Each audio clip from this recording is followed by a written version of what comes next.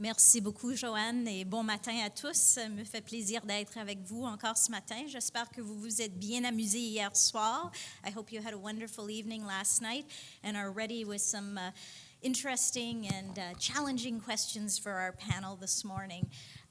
Each of the speakers will have an opportunity to give you a little bit more context for them in turn. So I will just briefly name them for you, but I'll start with Dan Silver, who is our moderator, and then Josée Bégin, who's with us from Statistics Canada, and then Jim Dunn, who is with us from McMaster University, Ima Okonny, who's with us from ESDC, and Iorwerth, who is our colleague from CMHC. So it's a pleasure to have you all with us this morning. When we spoke to Dan, who's actually, I think, on sabbatical this year, so that just goes to show his commitment to CRDCN, about the possibility of a plenary session. Dan specializes as a professor of sociology at the University of Toronto Scarborough in the city's agenda, cultural theory, and policy. And so we said, well, what would be a good topic of discussion? And we mentioned that we were going to have a room full of colleagues who were coming from both various policy sectors, but also researchers across more than 25 different disciplines, different parts of the country, different jurisdictions, different sectors overall. And very quickly, Dan landed on the question that he said everyone would be interested in, and that was housing. So without further ado, I'm going to pass it over to Dan to be able to now speak to you about housing with the panel. The last thing I will say is that I've had the pleasure of knowing Dan as a board member, as an academic director for the University of Toronto, and in our interactions, I've always been extremely struck by just how natural curiosity he brings to each and every discussion, the inquisitive mind that he has, and his incredible ability to listen, all of which I think makes him an excellent choice for our moderator this morning. So Dan, over to you. Okay, thanks, Michelle. Good morning, everybody. We are gathered here today to talk about something that we are all probably talking about already, and you might have already talked about with your neighbor today, which is housing and housing affordability. It's a topic on everybody's lips, from residents and citizens on up to political leaders, policymakers, and civil servants. Today we're going to be addressing the issue from our point of view, which is the point of view of the Canadian empirically driven social science research community, where we want to think about what we bring to that conversation, what kind of data we bring to the conversation, what kind of analyses we bring to the conversation to inform it and guide it. We have a terrific panel here today to talk about that, and our plan will be first to go down the line here and have everybody introduce themselves and say for only a couple of minutes where they're coming from and kind of what they want to sort of highlight with respect to this conversation. Then I will throw out a few discussion prompts for the panel, and with a view to one panelist to kick us off, and then everybody else may jump in. We'll do that for half an hour to 40 minutes, and then we want to leave time for robust discussion in the room and with our colleagues online for about 15 to 20 minutes at the end of the hour. So with that agenda in mind, why don't we go down, I guess, from my left this way, and have everybody, starting with you, Josée, and say who you are and a bit about where you're coming from with respect to this topic. Thank you. Thank you. So my name is Josée Bégin, and I'm the Assistant Chief Statistician responsible for social, health, and labor statistics at Statistics Canada. So part of my portfolio is the Housing Statistics Program. So I'm very happy to be here with you all today. Statistics Canada is responsible for developing and publishing key information that informs Canadians and policymakers on housing outcomes, as well as factors and consequences of housing conditions. So I do think, like you just said, that this is a very apropos discussion, given all the pressures that Canadians are facing regarding the housing market. I feel that we all have a duty to provide information that explains what's happening and why this is happening, but also to look into the future and see what we need to pay attention to. I think that housing is also a complex issue that has multiple angles, so that's why we need to come together to really be able to discuss it. And of course, I'm from Statistics Canada. We like statistics, so we know the economic impact of housing is clear. Housing is also the largest expenditure in people's monthly budget. And as a whole, it accounts for close to 1/4 of Canada's national wealth. So over 1.3 million jobs in the housing sector, and it represents close to 10% of the gross domestic product. So I just thought I should share that, right? So I said Statistics Canada's job is to develop timely and accurate data, but we cannot do this on our own. The Chief Statistician always says that data is a team sport, so it's important for us to have these discussions. And I do feel that Statistics Canada has a lot to offer. We have over 20 statistical programs that either have some questions related to housing or have entire module on housing content. So we also play a key role in integrating data, and I will talk a little bit more about that later. So I'll stop here for now. Okay, perfect, thank you. Jim. Good morning, everyone. Thank you. As mentioned, I'm at McMaster University, and where I'm the Associate Dean for Research in the Faculty of Social Sciences. And I also run something called the Canadian Housing Evidence Collaborative. And we are funded by CMHC through CHEC, and I'll explain a little bit about what we do and how we came to be. But what I want to talk about is housing research capacity, primarily. And in fact, that's one of the reasons CHEC exists, is to fill housing research capacity. I've been doing housing research for over 25 years, and it has always been a struggle for me to find others doing housing research in Canada. And so I've gone to Europe, the US, and so forth, and just there's so much greater capacity in those places. UK has 5 or 6 university-based housing research centers. Europe has a few. Scandinavia has a handful. Australia has the Australian Housing and Urban Research Initiative, which is funded by the state governments and commissions policy-relevant research. And we need a lot more of that. And we need to draw more people into housing research. And so CHEC exists to be the hub of a series of thematic nodes of research that are, and essentially what happened is the National Housing Strategy did its consultation, and they heard that we have a dearth of housing research capacity in Canada. And in order to stimulate that, they said, well, we're going to seed a network. And this has been a fantastic development, I think, but there's way more to do. And so CHEC is focused on knowledge mobilization and building networks around connecting decision makers to data and to intelligence. But we're also focused on capacity building, and that includes data capacity, so that's new data capacity, and also connecting people to data. So one of our early conversations was with staff in José's office to say, we'll drive more users to your data, hopefully.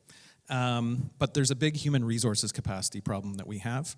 And when I was putting the application together that ultimately led to the funding of CHEC, I did a search over the previous 5 years from the Social Sciences and Humanities Research Council. How many proposals were funded that had the word housing in the title in the previous 5 years? And it was 5. And so there's certainly way more opportunity if we were to stimulate more housing research. We would drive more applications to those granting agencies, and we'd be able to stimulate more research, and we can build on international collaborations that we have through CHEC and so forth. So that's, I think, my main message.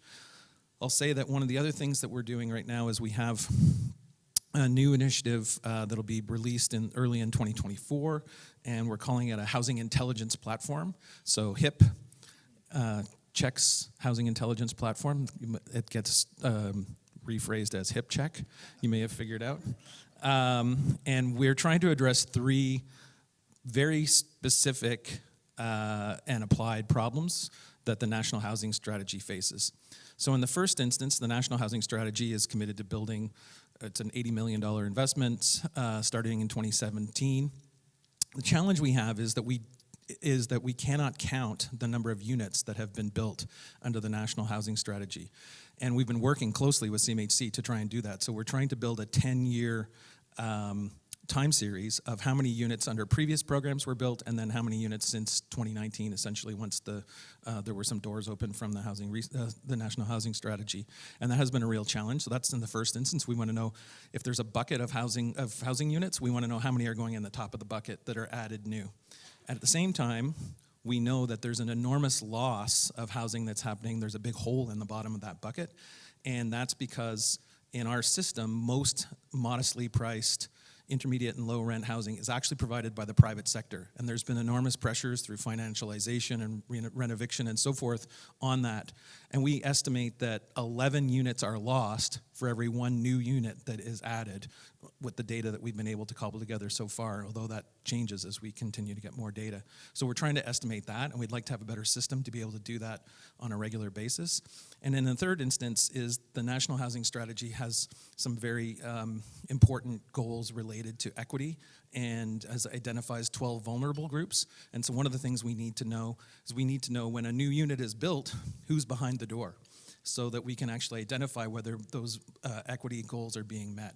And we don't have data for that either. So we've got Lindsay Tedds has actually produced a report for us that is developed a framework for that kind of data so that we can identify what the needs are.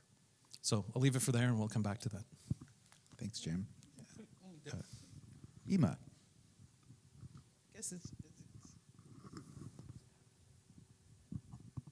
Is it on? Can you hear me? Okay.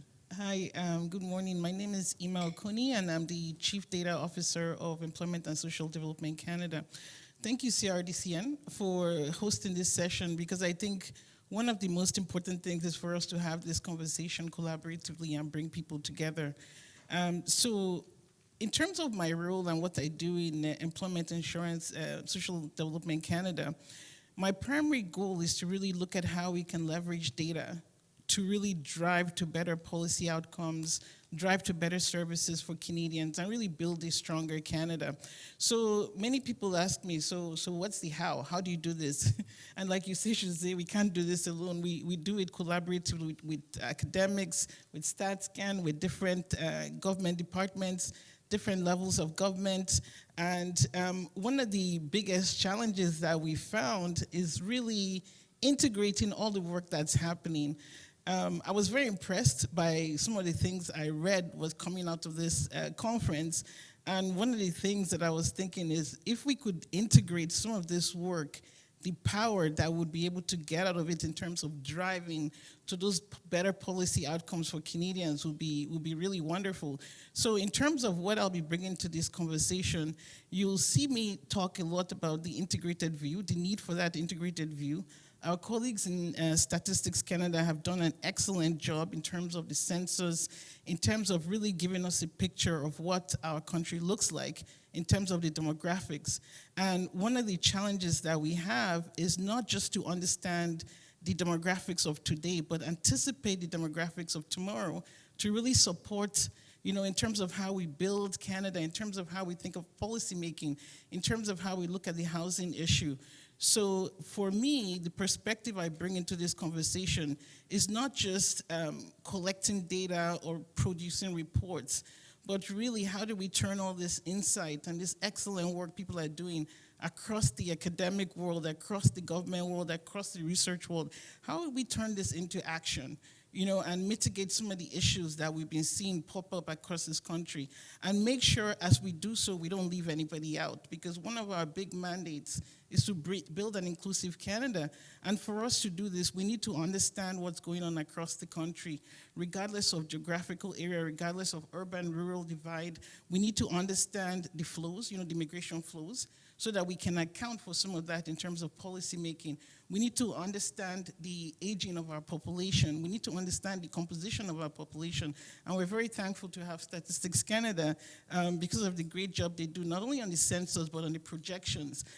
So what I'll be looking to speak to is how we move forward in terms of taking action with some of this data. And I'm really happy to be here and meet some wonderful people and learn about the wonderful work you've done. Thank you. Aled. Thank you. My name is Aled Iorwerth, which is a Welsh name, in case you're wondering, although I was born in Richmond Hill. I'm the Deputy Chief Economist at CMHC, and I guess I should spend some time explaining CMHC. There's been a bit of a reorg recently, and you may have seen some reference to it in the fall economic statement yesterday.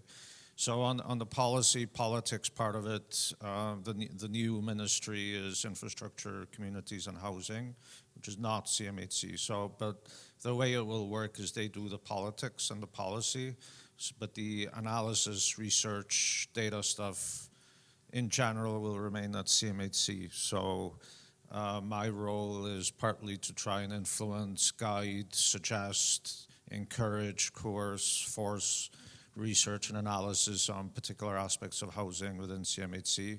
And then, unlike a lot of government departments, because CMHC is a Crown Corp, I talk quite a bit to the media about this, which is a sort of a unique part of my job in government. So to that extent, a lot of data, and there are data within CMHC.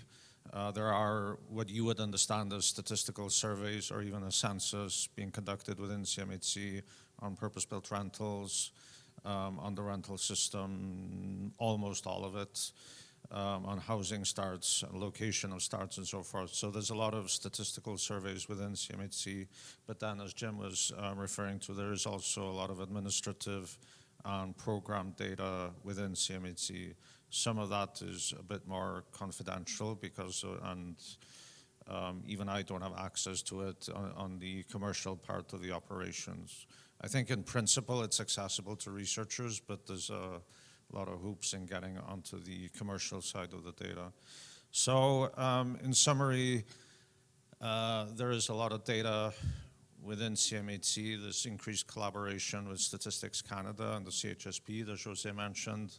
We probably need more, but so there's a lot of housing data within CMHC. There are housing data that CMHC purchases, and then I think the challenge increasingly is linking, I'll rephrase that, is associating that data with economic variables to get a richer picture. But again, and as Jim was alluding to, there are administrative data within CMHC that I think are under-examined.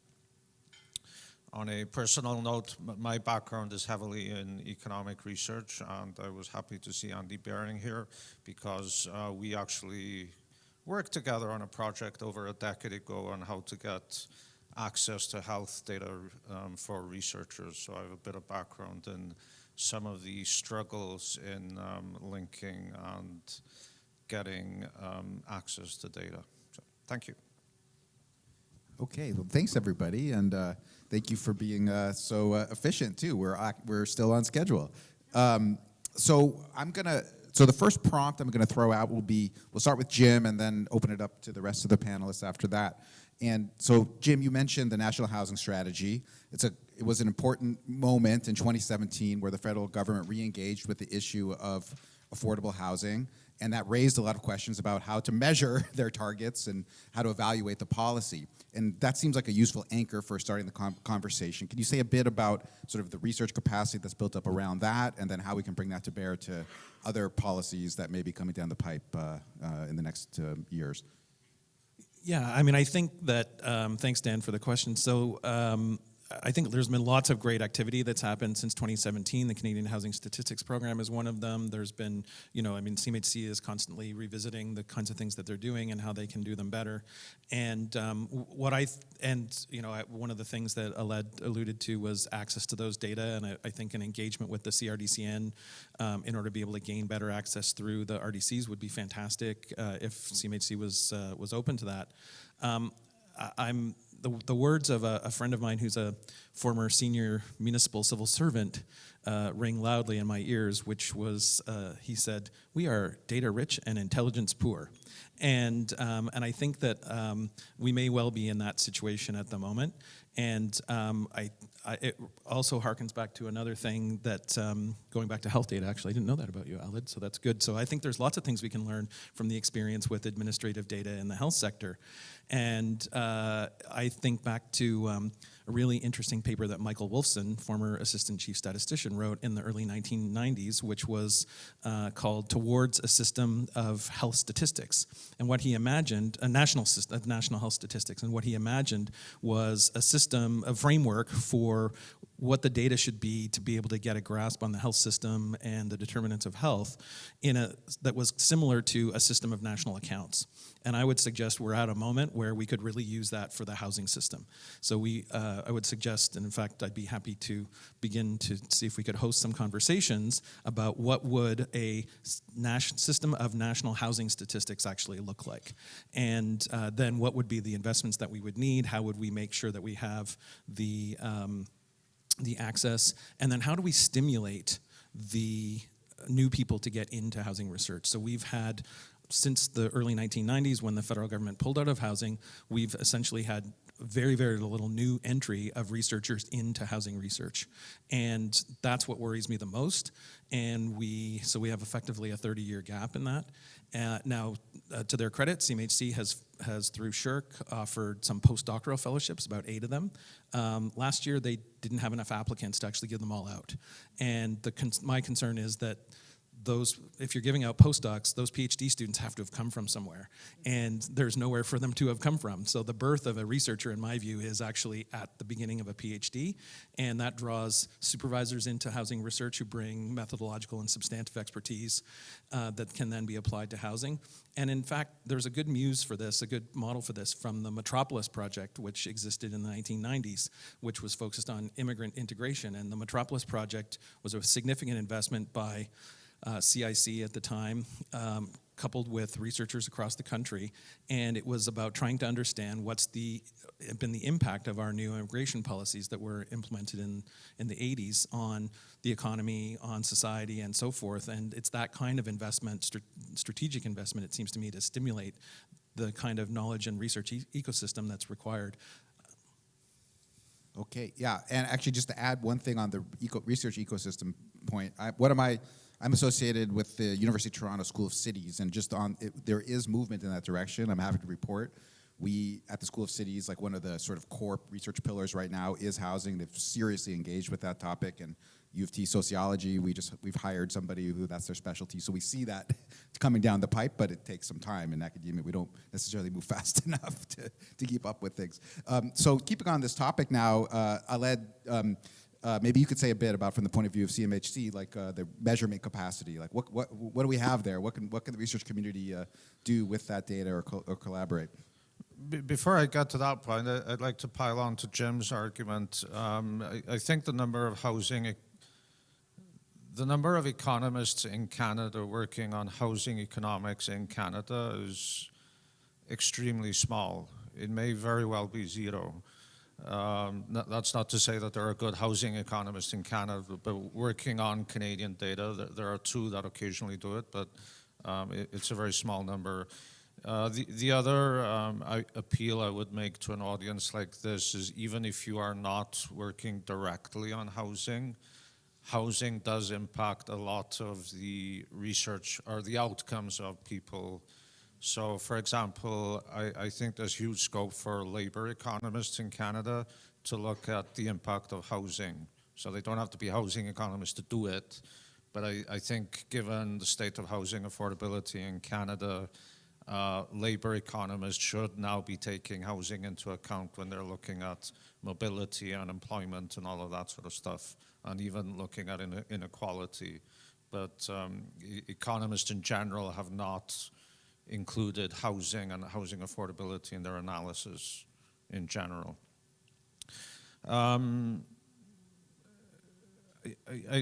I was involved only tangentially to get back to your question. I was on a different stream when the NHS was set up, so unfortunately, I'm not sure that the NHS the National Housing Strategy was completely set up with the idea of the need for it to be evaluated thoroughly. I think that's a fair statement. So, like, as a researcher, I would have hoped that they would have started gathering data, a lot of data pre-introduction of the policy, for example, so you could see a sort of a before and after effect. There are efforts in the way of doing that now. I mean, so there's a research project with external researchers and the request into StatsCan for linking, I think, the LAD and LADTIF and census data and the Canadian Housing Survey in order to try and develop this picture of the impact of the National Housing Strategy. But there's a lot of challenges in the data. The reason, for example, why that linkage is important is that the tax data, if any of you here fill in your tax forms, you will know that rent is not on the, it's not deductible on the tax forms. And so we don't know from the tax data whether you're renting or not.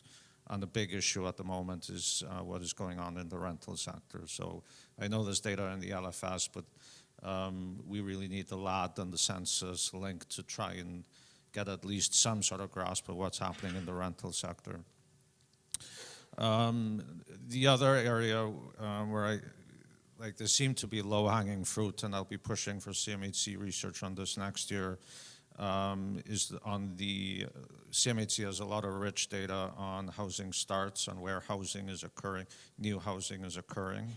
And there are obviously a lot of policy programs in the National Housing Strategy, including the Rental Construction Finance Initiative, which I found has a new name since Thursday, and I haven't figured out what the new acronym is. But basically, there have been a lot of programs within the National Housing Strategy that have targeted housing supply, and presumably there must be some way of keeping track of some of this with the Starts and Completion Survey from CMHC. So, but again, there are, I think there's a huge willingness in CMHC to partner with academics, and my suspicion is that the easiest way to do this would be to actually phone up people like me at CMHC and ask, can we cooperate on doing some sort of research project? There are data within CMHC, and there is a project, for example, with the two academics from UBC where they are using our rental market data. So the analysis of the rental market data is done by analysts within CMHC, but then the two academics are associating that data with data from the LAD from StatsCan. So my suspicion is that in the relatively short term, the easiest way is to try and develop contacts, links with people at CMHC and to try and develop a common research project on that.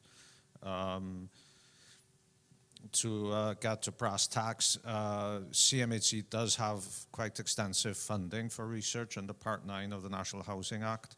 And so, as Jim mentioned, there's also funding under the National Housing Strategy. So, unlike some government departments, CMHC actually does have some money at the moment. Okay, and I think Josée, you wanted to speak to this too. Let me just add, take it wherever you want, but let me add one thing that I'm thinking in response to these first points, which is, you know, as a research community, what can we do to sort of get out ahead of the curve? Because we know there's going to be a whole suite of policy initiatives coming, and to have before and after information, and to be sort of ready to respond before they happen, so we can learn the most about what's about to happen. But in any case, yeah, from your point of view, StatsCan for these issues. No, thank you. I just wanted to add that it's important to recognize the data gaps that remain in terms of affordabilities, but also those that are vulnerable. And there are households in Canada that are quite vulnerable right now with what's happening with the housing market. So we need to do more work in that area. And I think it's not just about the average or the total for Canada. We have to look at the geography as well. So lots of work in terms of regional markets that we need to do. And it's about integrating data, but it's also about finding new ways to measure or to develop indicators. And a bit like Alad was saying, like I also want to make a plea for people to reach out and work with us and push us really in that direction of finding new ways to develop indicators or to look at the data differently. So don't hesitate, reach out to us, and then we'll see what we can do to work together. How do they do that? How do they do that? Well, they can contact lots of ways. They can contact InfoStats. They go to our website. They can contact the Toronto Regional Office as well. They can contact me. They can contact Jean-Philippe Deschamps-Laporte, who is our assistant director. So lots of ways. Okay, excellent. Ima, do you want to say anything on this opening topic? Yeah. Yes, because Josée, you really triggered me there when you talked about the data gaps. So I'll take it from there and say that, and that's a very important element in this issue, because one of the challenges that we found is data is often aggregated and not as timely as we would like. So with the current studies from StatsCan, there are certain groups that they're very, impacted by this issue. They're disproportionately impacted. So part of the challenge is how do we make the right timely interventions when we don't have the right data, to support some of that analysis. So your point about really pushing the envelope, looking beyond the traditional data sources is extremely important. And then working with community groups, like working with different groups, looking for innovative methods to get at that population and really understand, not just understanding from I want to create a report view, but what can we do about it from a policy intervention view, from a Canadian view, and how do we solve some of these problems from the root of the issues? So I think it's important as researchers for us to look beyond what we've done in the last 30, 40 years and really challenge the data, challenge our research, and think out of the box in terms of how we do things, because we do have a problem in terms of how we measure these groups, like the different groups, and really have the right policy interventions at the right time. Yeah, please jump in, yeah. Can I add one very specific thing to this? And this is in the spirit of trying to improve our routinely collected administrative data that's linkable at the person or household specific level. And Alad hinted at it, which is you don't report rent on your tax forms. It would be so simple if we just did that and asked landlords to report on what are the units you rent out and what are the rents that what are the basic amenities, number of bedrooms, and what are the rents that you charge. Housing is probably the least regulated, the most under-regulated sector that has the greatest impact on people's well-being, but yet it goes under the radar. That data alone would be hugely impactful, because we're in a situation now where, at this particular moment in time, where we're reliant still on 2016 data, and 2021 data will be problematic because of the CERB. We know already that core housing need plummeted, and it's entirely due to the CERB, but we won't be able to disentangle those things. So we're about to face a very long period of data blindness, frankly, with respect to affordability. And if we had that annual data, even though it's got a 1.5 to 2 year lag, it would be a huge boost to this sector, and we would know way more. And one of the things I did recently is help the city of Hamilton with their strategic implementation plan on housing. And we said, you've got a big challenge with the rental market. And you need to think about it as a stock management problem, but you don't even know what the stock is. So, and most of it actually is privately owned and privately managed, and you have some limited regulatory capacities to control it, but you don't even have a sense of what it is because the data gaps are so big. Aled, I saw you moving energetically. Do you want to jump in there? Well, I completely agree with that. The other plea I would have for the academics in the room, when you're doing your analysis and you're really getting into the weeds and you're doing your really complicated stuff, please do not underestimate the importance of just relaying basic facts about how the system works, what are the data around the system. There's a lot of, particularly it seems in housing, a lot of the policy debate sometimes goes sideways because people don't have the appropriate scale of things going on, and they don't have the appropriate understanding of the housing system. So please, when you're, and I think this is true in any field, please spend quite a bit of time reporting just the basic facts, basic statistics on how stuff works. This is really important in government, just so that we can communicate quickly with politicians. Don't worry about this, worry about that, because of this is important, this is not important. I think that's a great point. I mean, sometimes in academia, we get caught up in the latest methodological fad, and we forget that a huge important part of our job is to just figure out what's actually happening. And that's where I think the CRDCN and StatsCan come in a very important way. I've always thought of them as the kind of, microscope of social science, right? And with that in mind, I think we'll go to the next prompt for Josée. And we've been talking so far mostly about housing data specifically, but clearly, and that there's a lot more to say about that, and I think we'll get to that in the Q&A as well. But housing is obviously connected with so many other things. Your house is in a neighborhood, and it's connected to many services that you may receive. So, which raises, from a data point of view, the question of integration, like integrating housing data with a whole suite of other kinds of data that we would want to know about. And so, to learn about that is even more complex, and just figuring out what's happening is even more important in that respect. So Josée, maybe speak to that issue about the issues of data integration and what we can do, what we can't do, what maybe we could do. Okay, well, thank you for the question.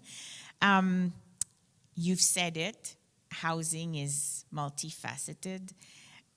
It's horizontal. And if you've met with Jean-Philippe Deschamps-Laporte and Andrew Heiss recently, who are behind our housing statistics program, you'll see that in their consultations, we're presenting housing around 4 factors. The economic factor, the demography, the environment, and the regulatory aspect, because they all converge together. So, when we are sitting at policy tables or with users and clients, our stakeholders are looking at housing from their perspective, right? Like, usually they're trying to answer a policy question in one domain. So I think the first thing is we need to go beyond that because it has an impact on various levels. And that's also our responsibility at Statistics Canada to point that out to our stakeholders, but also to bring them together so that we can go beyond that one single element and see what are the indicators that we may need to focus on or to develop. So, housing is also about immigration, it's about national accounting, it's about health. There's also an individual preference. And then there's also a relationship to income. So my second point is around partnership. I said it earlier, data is a team sport. Statistics Canada is not the only player around housing data. Some of us here in front of you today, they also play a big role. So it's about partnership. So we've worked closely with CMHC, with Jim as well, with Infrastructure Canada, provinces and territories. We all have a big role to play. We all have a big role to play in bringing that data together so that they can speak to each other. And even the private sector, they have a role to play because they have lots of information that would be useful. My other point is around the integration, which was part of your question. I think, Statistics Canada is in a good position in terms of all the data holdings that we have. So some of them were mentioned earlier, the T1 family file or the LAD, the census. But we have health data, we have education data, we have lots of information that is available that we can integrate to answer specific key questions or policy questions. So for us, it's really key that we go beyond that. I want to give you an example because we've done some work on homelessness with the government of Alberta and the University of Calgary, and we were able to put together some analytical data sets that give us some new light on employment, income, and social benefits profile as well of homelessness people and the outcomes of Housing First program. So I think that's really important in terms of measurement. And the second example I want to bring to your attention is some of the work that we've been doing with Public Safety and Natural Resources Canada, where we are working in combining information from natural disasters and housing data so that we're ready for any challenges that Canada may be facing in the future. So some of the information, for example, that we're combining here is remote sensing data on flooding with detailed housing data, and we're drawing a portrait of exposure to the impact of climate change. And my last point is around the effort for us. Like, it's really important to support the measurement and the progress when we have new housing policies that are rolled out, like the National Housing Strategy. So we've been producing new data on people who are benefiting from NHS investments in the form of new construction, and we're also going to be able to profile the recipients of the National Housing Benefit top-up. So some of the example that what we've been working on. But the key to integration is making sure that we have elements that speak to each other or that are in the same form of standard, right? Depending on where the sources of information are coming from. So I'll stop here. Great, thank you. And I think most of the data sets you mentioned are in the CRDCN or in the RDCs, I believe, right? So they're there. I think I'd like to bring Ima into this conversation. You mentioned a few times, the pipeline, so to speak, from data to action, and also the need to look outside of the box of how we've been doing things over the past decades. Could you say a bit more about, from your point of view and your work, what that looks like? What's a good version of that? Let's say I'm an aspiring young or not so young academic researcher, and I want to make an impact, and I want to be able to go to somebody like you and present it in such a way that you're going to say, yes, I see how to act on this. Could you just for us, tell us what that looks like to you? Yeah, so I'll give you an example. So during the pandemic, the height of the pandemic, many of us experienced it in one way or the other. But one of the things that was highlighted by the pandemic was that there were some communities that were disproportionately impacted by the pandemic. So if you remember, we started seeing all these media reports, but we didn't really have the data backing that up, and we were not anticipating some of those challenges. And as they came up, we needed the evidence base quickly. So what we did, we called our friendly neighbors, Statistics Canada, and said, we are collecting all this data. ESDC collects a large volume of data from Canadians. And we have all this data, and we have this challenge. What can we do? So we worked on a very targeted linkage, data linkage. And the power of that linkage was that it enabled us to talk about what was really happening, the context. And we were able to do that with the populations. We were able to show, it's on the website. So you can actually see some of that work, the result of that work. And we were also able to drill down by the industries people worked in, the different groups, so you could actually see that and you could see what was happening in the population. And that enabled us make policy interventions. So the context piece there was also important because I think the need for the context, the program context is important. So we worked collaboratively with the program leads, with StatScan, to ensure that the data and the information was properly contextualized. So the power there, I think, was bringing people together really quickly, ensuring that the context was properly reflected, and then ensuring that we were using the evidence base to drive change. So to me, data in action is that. Like when you're using data, you're able to speak the language, of the policymaker, of the program leads, and you're able to communicate what's actually happening and anticipating what could happen if there's no policy intervention. That's where the power is. And it enabled us, change things as we go. So one of the challenges I've seen is we spend months, years on research sometimes, and then it takes a year, 6 months, 7 months to get access to the data. And by then, the event is past. So I think there's some issues, and I mean, I've been in the public service now for 24 years, worked in 5 different departments, and we've encountered the same issues over and over again. Everybody wants to really see what they can do to build a stronger Canada in everywhere I've worked. So the goals are the same, the vision is the same. The challenge is, how do we get to that information more intelligently, in a timely fashion, and then make change, in a way that's precise, not in a way that's about averages, because a lot of the problems are very targeted problems. And there are ways for us to fix it once we bridge this gap we have. And I think we're doing something about it, Josée.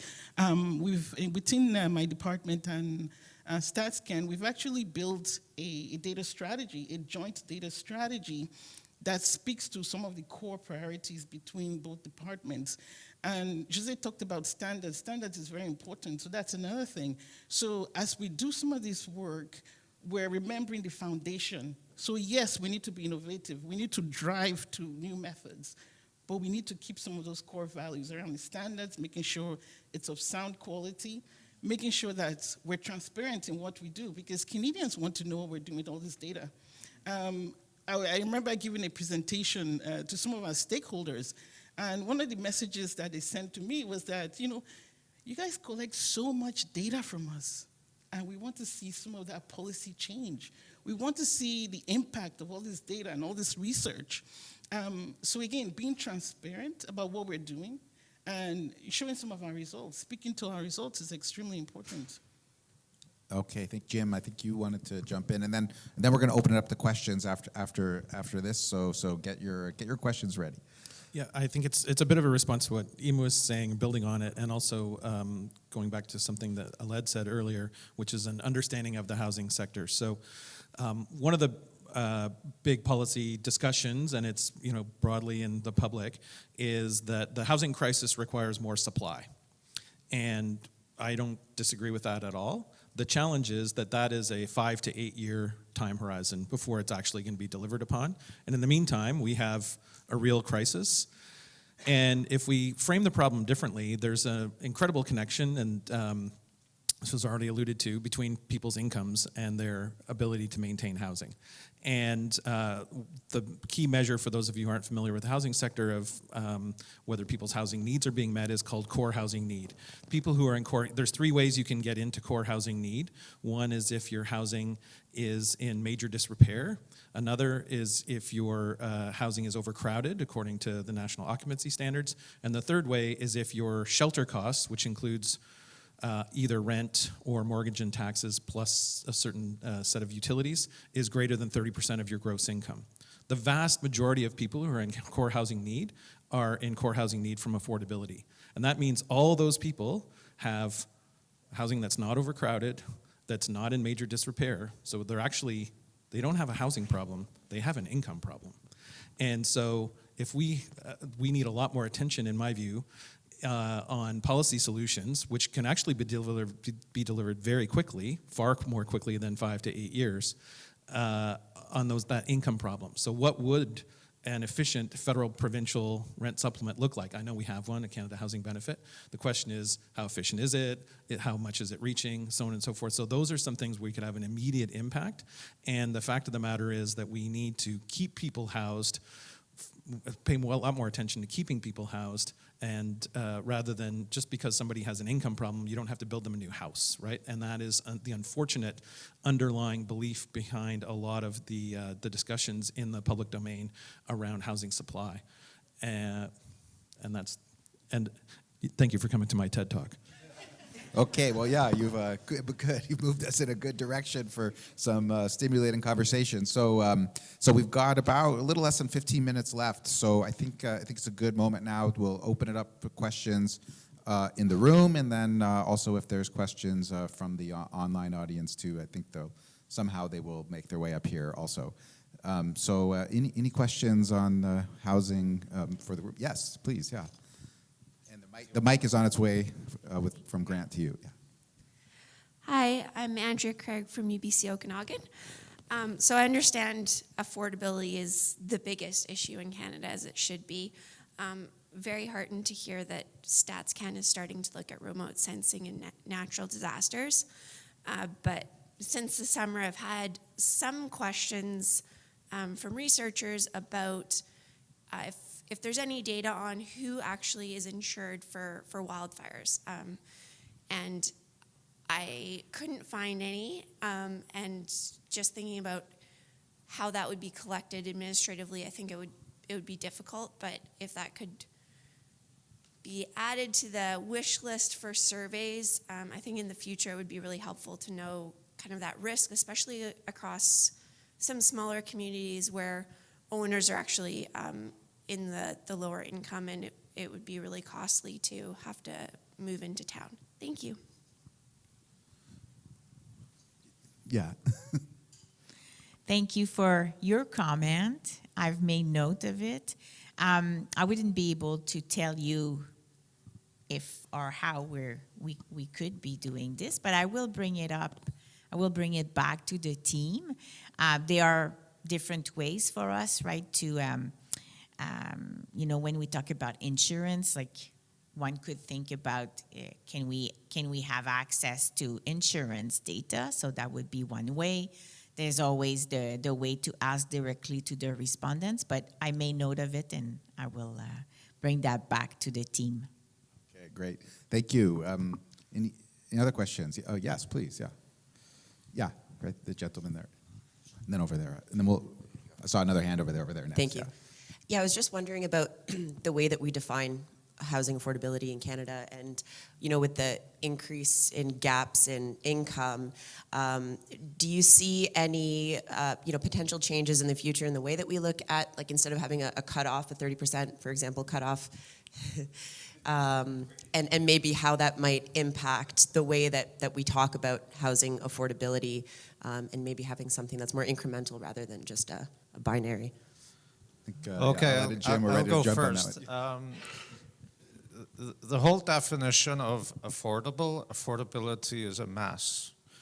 For those of you who don't know, Jim may know the history. I'm not sure the story is correct, but the whole 30% apparently came from a political policy debate in the U.S. in the 1970s. As far as I am aware, there is no data theoretical foundation to the 30%. There have been other indicators developed, like the housing hardship indicators, but the 30%, I think, is a bit arbitrary. And probably an interesting topic of research is what would be the appropriate affordability index, affordability measure. At CMHC, we're now starting to look at just a broad range of it, because the one aspect that Jim did not mention is that there are actually 4 parts of the core housing need. The 4th part is the SNITS, which is the core need income threshold. You basically have to be relatively poor in order to be in the core housing need.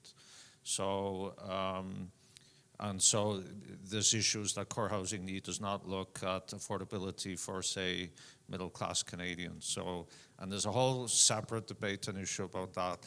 But the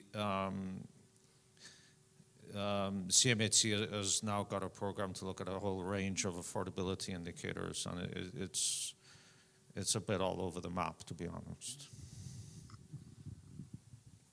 Thank you for that addition, Aled, to the core housing need definition. That was very helpful.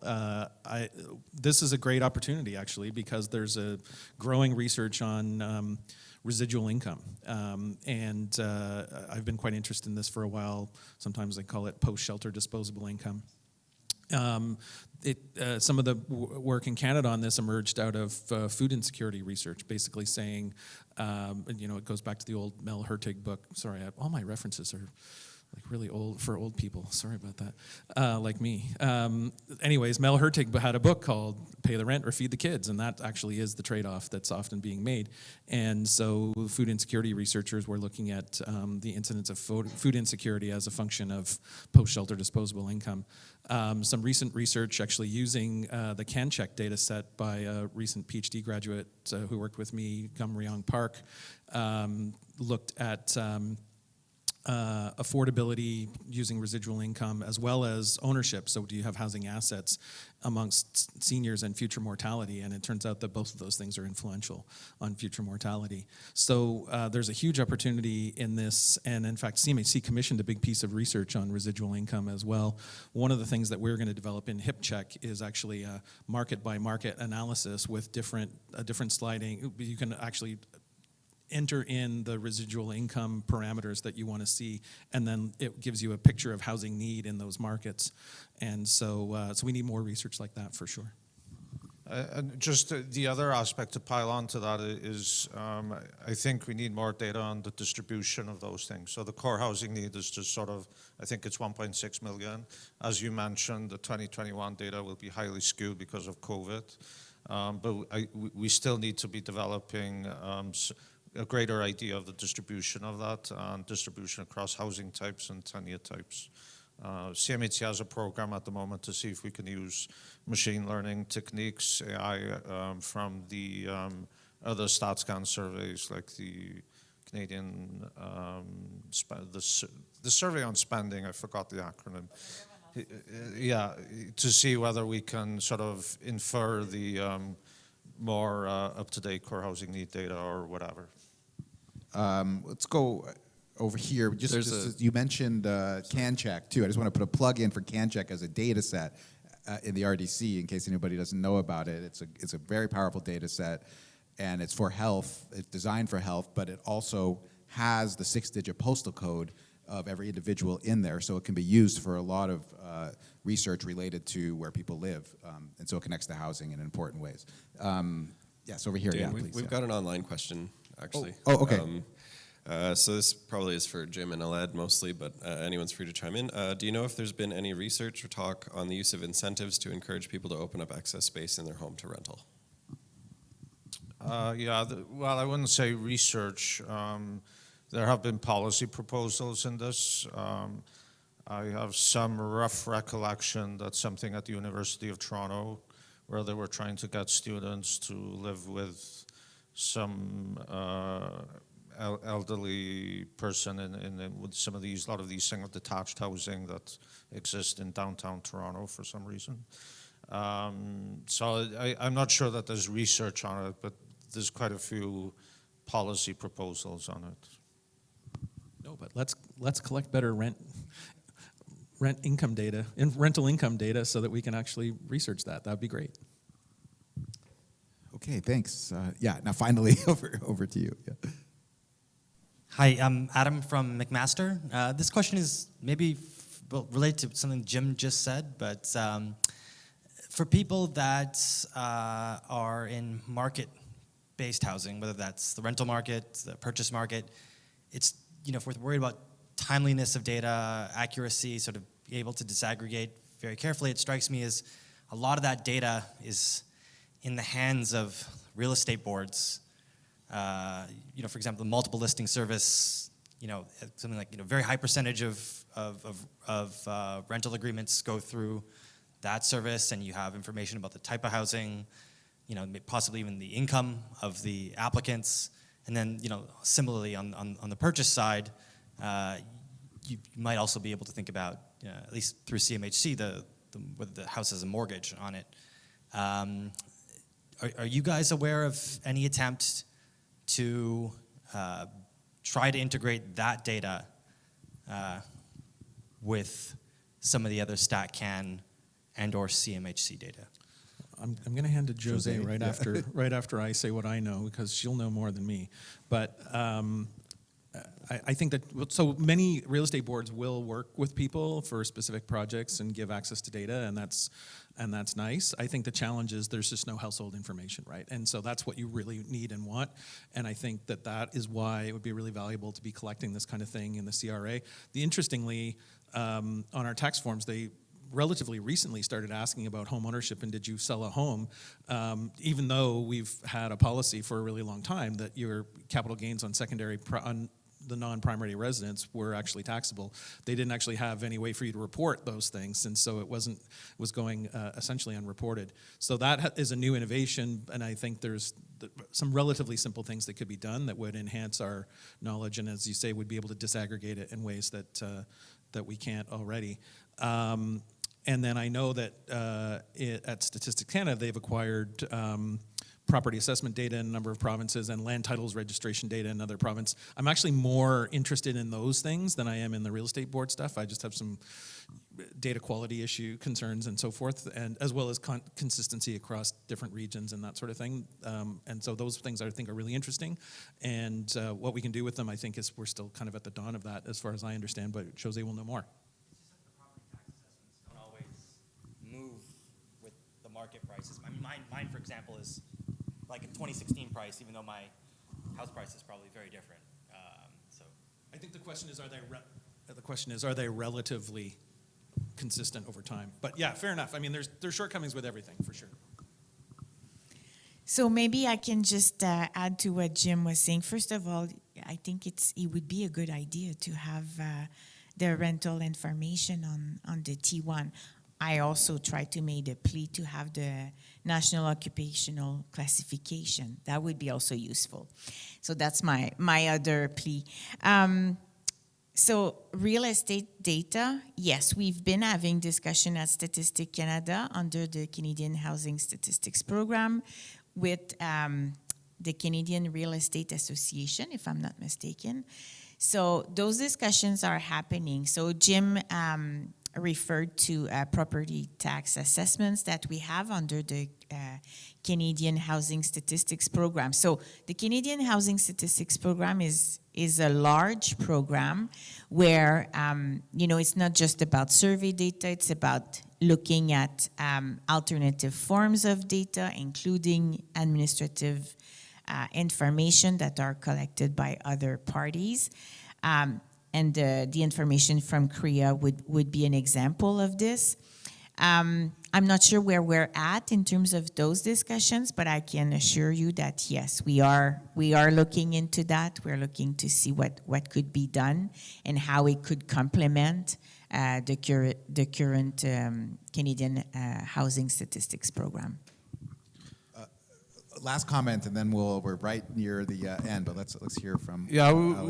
We do have access to some of the real estate board data at CMHC. I'm not completely sure what was the outcome of the Supreme Court decision on TREB and whether that actually altered their behavior or not. But the one note of caution I would say is I would not use MLS data on rents.